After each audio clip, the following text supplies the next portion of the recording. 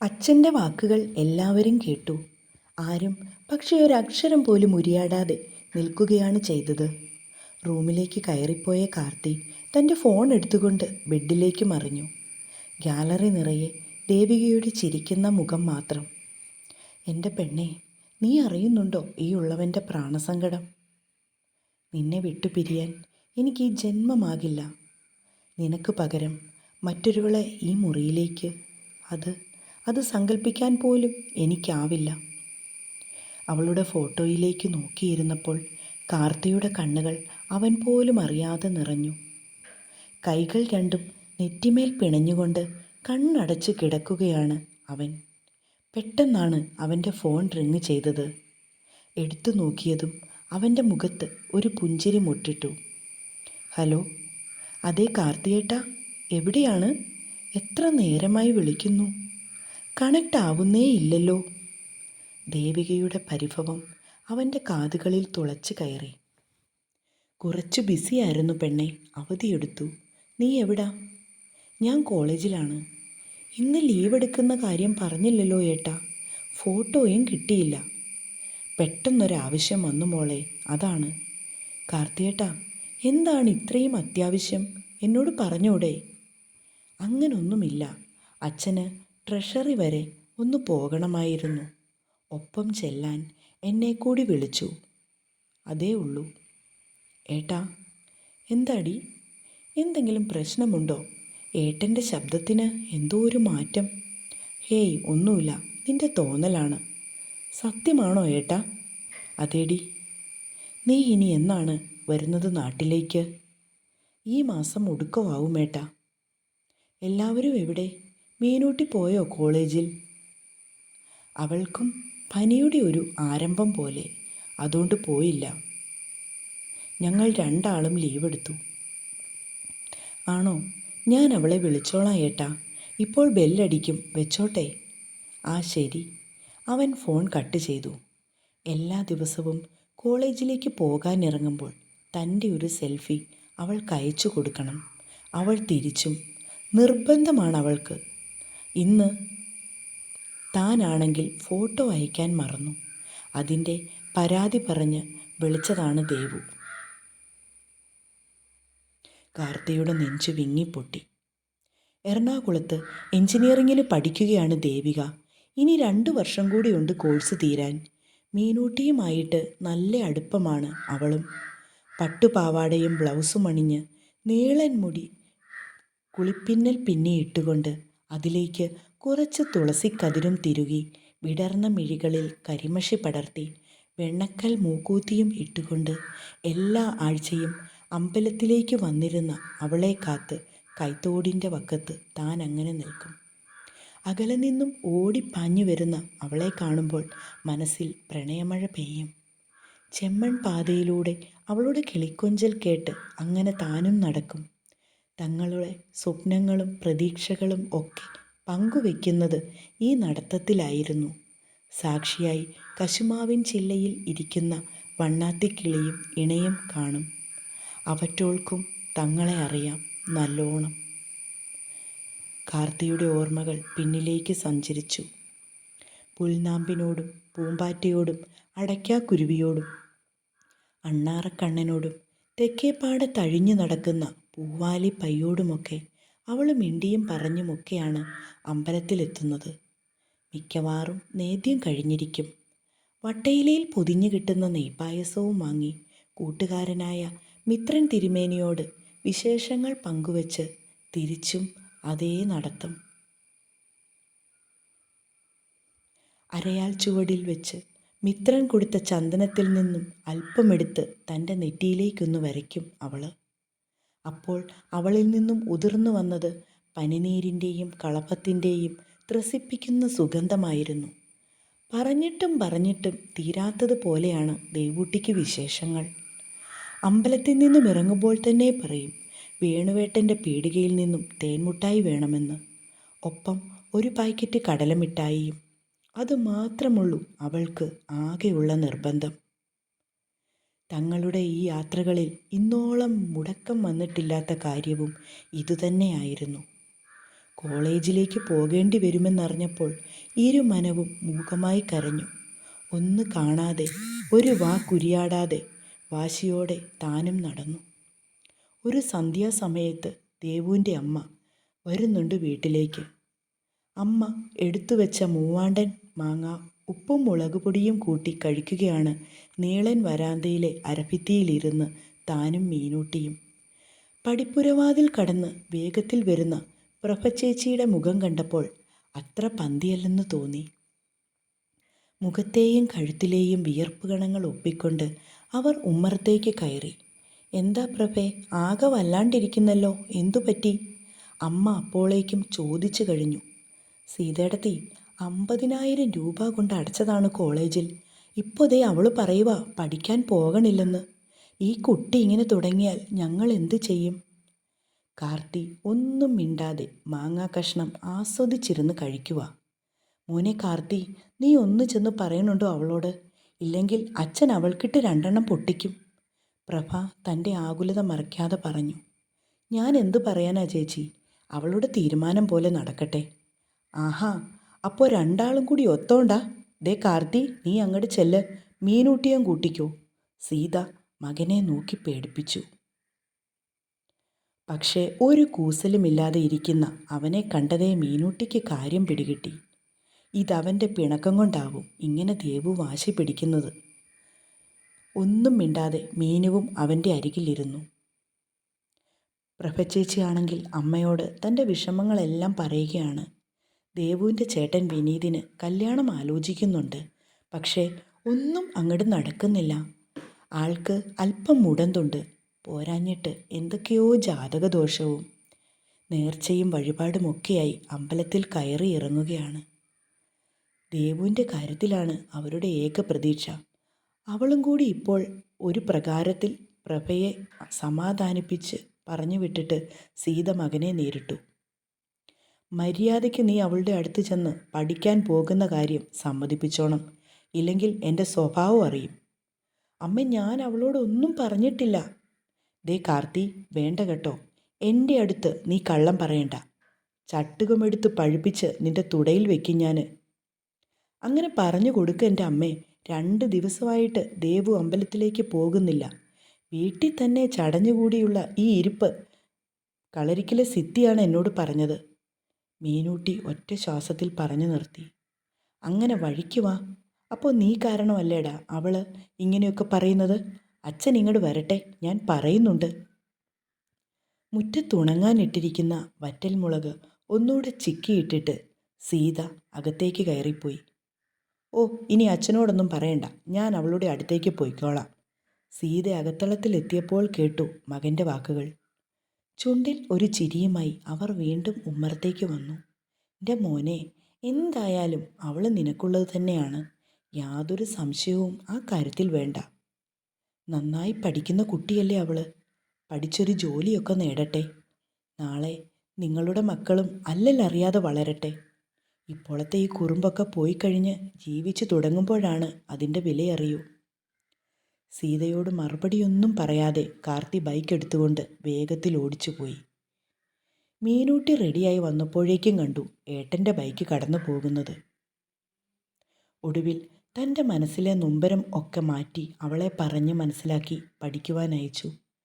2-3 വർഷങ്ങൾ പെട്ടെന്ന് കൊഴിഞ്ഞുപോയി. തനിക്ക് ടെസ്റ്റ് എഴുതി കോളേജിൽ ജോലി കിട്ടി, അതും തൻ്റെ സ്വന്തം നാട്ടിൽ.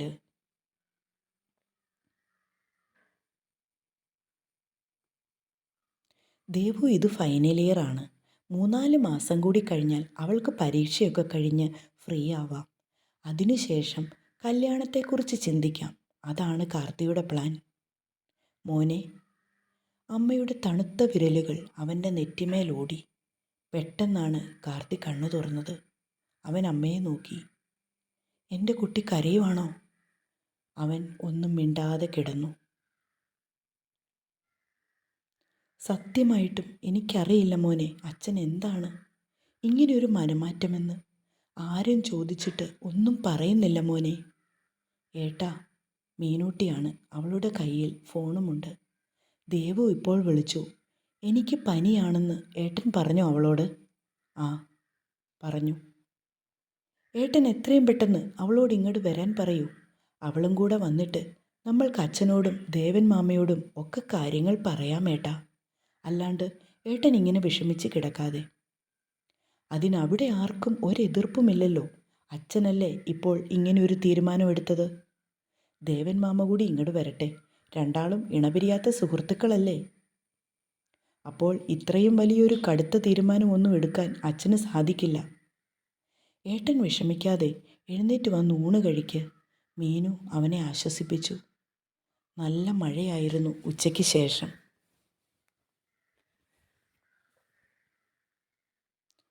കാർത്തി വെറുതെ മുറിയിൽ ചടഞ്ഞുകൂടി. കുറച്ച് പുസ്തകങ്ങളൊക്കെ ലൈബ്രറിയിൽ നിന്നും എടുത്തുകൊണ്ട് വന്നതായിരുന്നു. പക്ഷേ ഒന്നും വായിക്കാൻ തോന്നുന്നില്ല.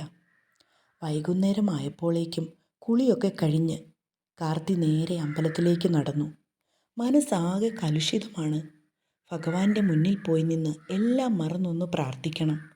എന്തെങ്കിലും വഴി കണ്ടുപിടിച്ച് തരണേ എന്ന് മനമുരുകി വിളിക്കണം. എന്നെയും ദേവുവിനെയും അറിയുന്നയാളല്ലേ, കൈവടിയില്ല. പിന്നെ മിത്രനോടും ഒന്ന് സംസാരിക്കണം. അമ്പലത്തിലെത്തിയത് അല്പം നേരത്തെ ആയിരുന്നു. നനവാർന്ന മണ്ണിലേക്ക് നഗ്നപാദം ചവിട്ടിക്കൊണ്ട് അവൻ നടന്നു. അകത്തു വന്നപ്പോൾ അടിച്ചു തളിക്കാൻ വരുന്ന ദാക്ഷായണി ചേച്ചി മാത്രമേ എത്തിയിട്ടുള്ളൂ. എന്താ മാഷേ, ഇന്ന് കോളേജിൽ നിന്ന് നേരത്തെ എത്തിയോ? ഞാൻ ഇന്ന് അവധിയെടുത്ത് ചേച്ചി, ഒരത്യാവശ്യമുണ്ടായിരുന്നു. അതെയോ? അമ്പലത്തിൻ്റെ മതിൽക്കെട്ടിനപ്പുറത്ത് വശത്തായി ഒരു കശുമാവ് നിൽപ്പുണ്ട്. അതിൽ നിന്നും പൊഴിഞ്ഞു കിടക്കുന്ന ഇലകളും കശുമാങ്ങയുമൊക്കെ പെറുക്കി മാറ്റുകയാണവർ. രാഗിണി വരാറുണ്ടോ ചേച്ചി? അവരുടെ മൂത്ത മകളാണ്. കാർത്തിയുടെ ഒപ്പമാണ് പഠിച്ചതും. കുറേ ആയി വന്നിട്ട്. കുട്ടികളൊക്കെ സ്കൂളിൽ പോകുന്നതുകൊണ്ട് വരവൊക്കെ തീരെ കുറവാ. ഇടയ്ക്ക് വിളിക്കുമ്പോഴൊക്കെ എന്നോട് മാഷിൻ്റെ കാര്യം ചോദിക്കും. ആ, അവനൊന്ന് പുഞ്ചിരിച്ചു. അവൻ അവരെയൊക്കെ ട്യൂഷൻ പഠിപ്പിച്ചുകൊണ്ടിരുന്നതാണ്.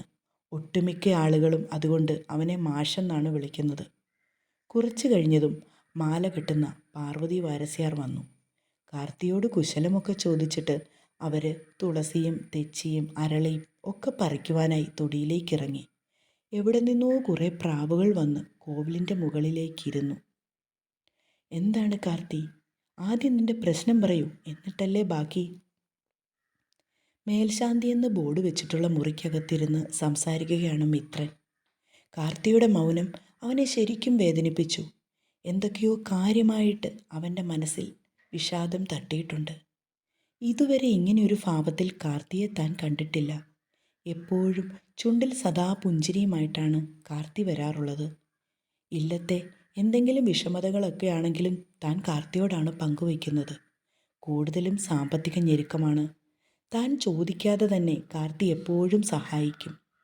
പലപ്പോഴും പറഞ്ഞ സമയത്ത് തിരികെ കൊടുക്കാൻ പോലും തനിക്ക് കയ്യിൽ പൈസ കാണില്ല. തൻ്റെ നിസ്സഹായ അവസ്ഥ മനസ്സിലാക്കി കാർത്തി ചോദിക്കാറുമില്ല.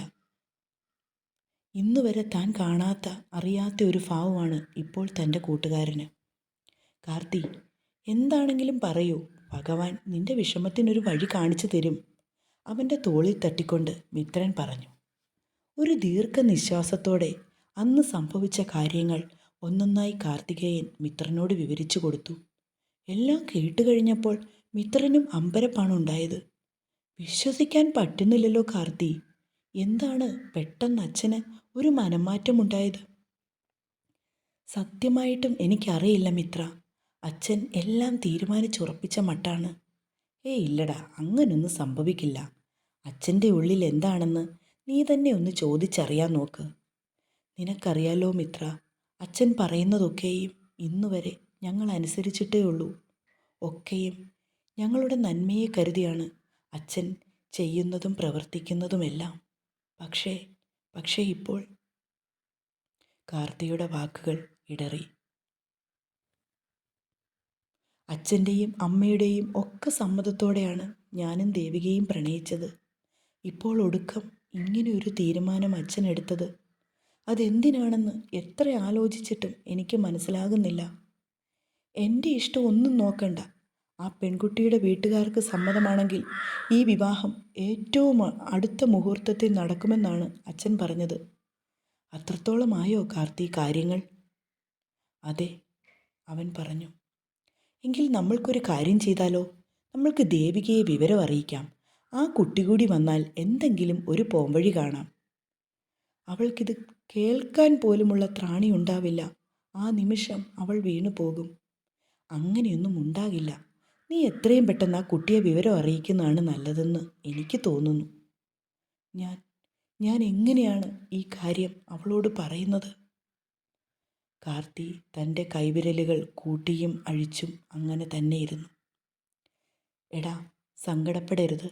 നീ ഇപ്പോൾ തളർന്നു പോയാൽ കാര്യങ്ങൾ കൈവിട്ടു പോകും. അതുകൊണ്ട് അല്പം ബോൾഡായിട്ട് നിൽക്കണം. ദേവിക ദേവിക കൂടി ഇങ്ങോട്ട് വരട്ടെ. എന്നിട്ട് നിങ്ങൾ രണ്ടാളും കൂടി അച്ഛനോട് കാര്യങ്ങൾ തുറന്ന് സംസാരിക്കുക. എല്ലാ കാര്യങ്ങളും അറിയാവുന്ന ആളല്ലേ അച്ഛൻ. ഇനി എന്ത് തുറന്ന് സംസാരിക്കാനാണ്? ആലോചിച്ചിട്ട് എനിക്കൊരു ഊഹവും കിട്ടുന്നില്ല. നീ നന്നായി പ്രാർത്ഥിക്കുക കാർത്തി. ഭഗവാൻ നിന്നെ കൈവടിയില്ല.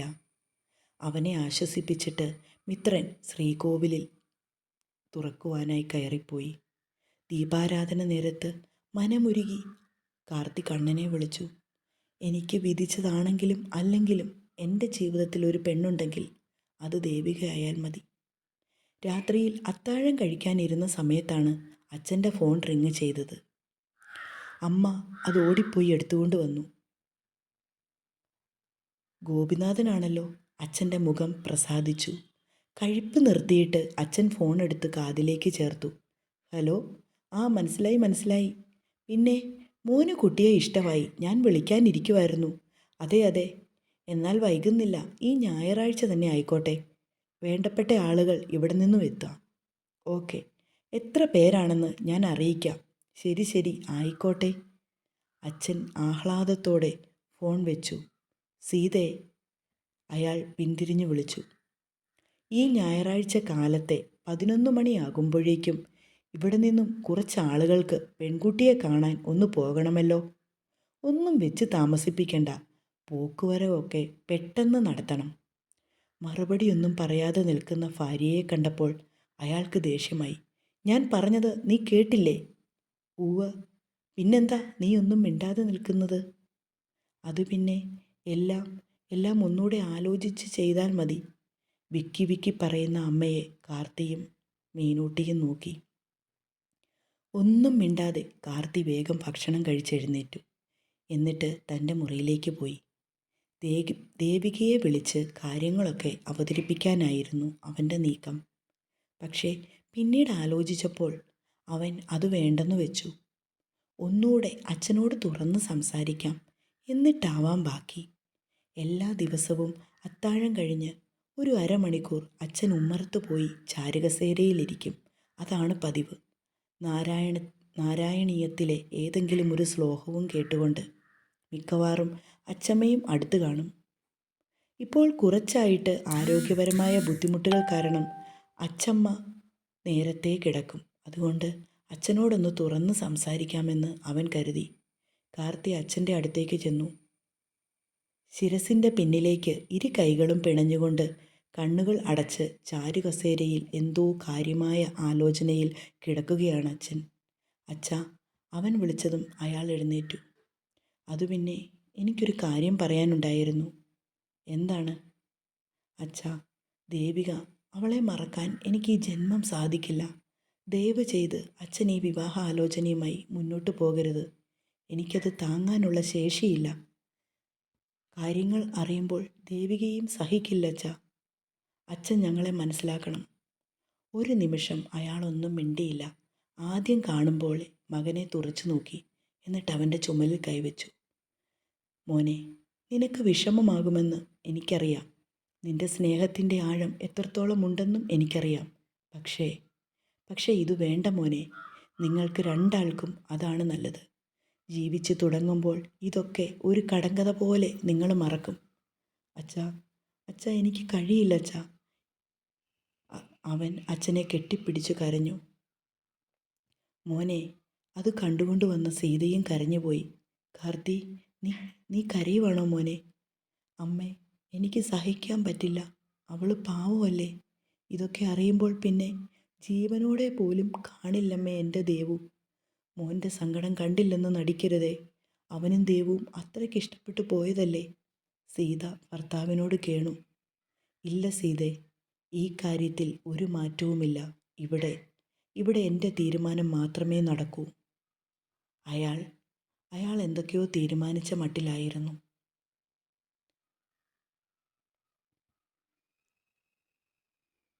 മോൻ്റെ ഭാര്യയായി ഇവിടെ വരുന്നത് ഇവൻ പോയി കണ്ട ആ പെൺകുട്ടിയാണ്. അതിന് ഒരു മാറ്റവുമില്ല. ഞാൻ ഗോപിനാഥനോട് വാക്കു പറഞ്ഞു. അച്ഛാ, അതേ കാർത്തി, ഈ കാര്യത്തിൽ ഇവിടെ ഇനി ഒരു സംസാരം വേണ്ട. ദേവുവിനോട് ഞാൻ പറഞ്ഞു മനസ്സിലാക്കാം. കൊച്ചു കുട്ടിയൊന്നുമല്ലല്ലോ അവള്. കാര്യങ്ങളൊക്കെ പറഞ്ഞാൽ മനസ്സിലാക്കുന്ന പ്രായം ആയില്ലേ അവൾക്ക്. അച്ഛൻ്റെ വാക്കുകൾ പിന്നെയും അവിടെ മുഴങ്ങി. അയാൾ അകത്തേക്ക് കയറിപ്പോയതും സീത മകനെ നോക്കി. അവൻ്റെ നിസ്സഹായനായി ഉള്ള നിൽപ്പ് കണ്ടതും ആ മാതൃഹൃദയം തേങ്ങി.